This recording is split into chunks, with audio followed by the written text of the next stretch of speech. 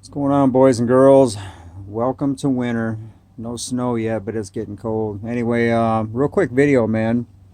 I just put my boat up, and over the course of 20 something years, it's got a 150 horsepower Evinrude 150, and that's what I'm going to title this because I didn't find any videos on what I did.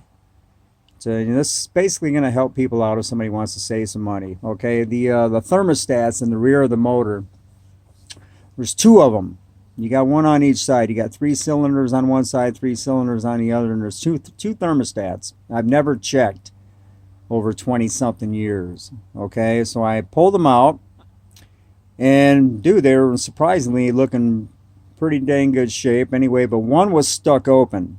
One was looking like it was closed. So what I did was I took them home, and the one that was stuck open, I started thinking about it. Now these are 35 bucks a piece, so you're looking at 70 bucks for 2 new thermostats. Now most people will say, well, I'm just going to go ahead and replace them. They're 20 something years old, right? But I have a temperature gauge on the boat. Well, I don't have it in there yet, but I'm going to stick it in there here pretty soon. I'll make another video on that. Reason I'm going to do that is so I know if the engine's overheating. It's got an alarm on it, you know, that goes off, but I would like to have a temperature gauge right in front of my face when I'm driving the boat, so I got a better view of it. Okay, so I have more control over the temperature of the motor. Anyway, thermostats, back to that.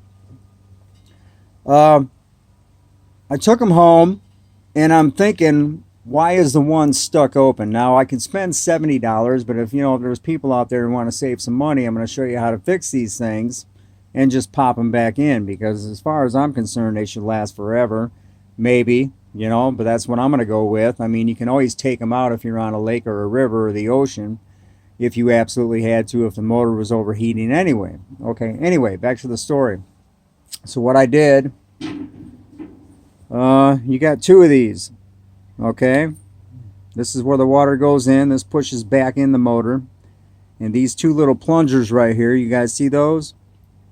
They open up once these things get to about 150, 160 degrees. Well, one of these was stuck open, the other one was shut. So anyway, this is what they look like. So what I did was I soaked them in a cup of vinegar overnight, both of them. Okay, then you put them in a pan of hot water till they open up. And the one that was stuck open, I did that a couple times, a couple revolutions. I took it in and out of the vinegar and stuck it in the pan, let it cool off. So I finally got that to close. So then I repeated the process probably 3 more times, vinegar, pan, and then, dude, eventually it opened and closed the same exact time as the other one did. So the other one was good. They open up. I got an infrared temperature gun. So about 160, 70 degrees when the water gets at temperature, they open. And so basically, like I'm telling you, over the course of 3-4 times, taking these in and out of the vinegar, because what happens, guys, the only reason these fail is because of the scale on the water. These plungers come out, and over the course of so many years, they get water buildup, scale buildup, and these little plungers, if you can see, well, you can't see it now, but they get water scale, and they build up, and they don't work right. They get stuck, or they stick open, they stick closed. Well, you don't want it sticking closed for sure, because you can burn your motor up, and that's the reason you put that temperature gauge on there. Anyway, so I got it working. I got both of them opening and closing at the same time, working like a charm. So I'm going to stick them back in the boat. Again, saving 70 bucks. Some people might think that's crazy. Go ahead and replace it. But you know what? Again, with a temperature gauge, if something went wrong, you can always pop them out and you don't have any problem anyway. I don't see these going bad. These particular ones, they don't have a coil spring in the middle. What they have is they're filled up with wax.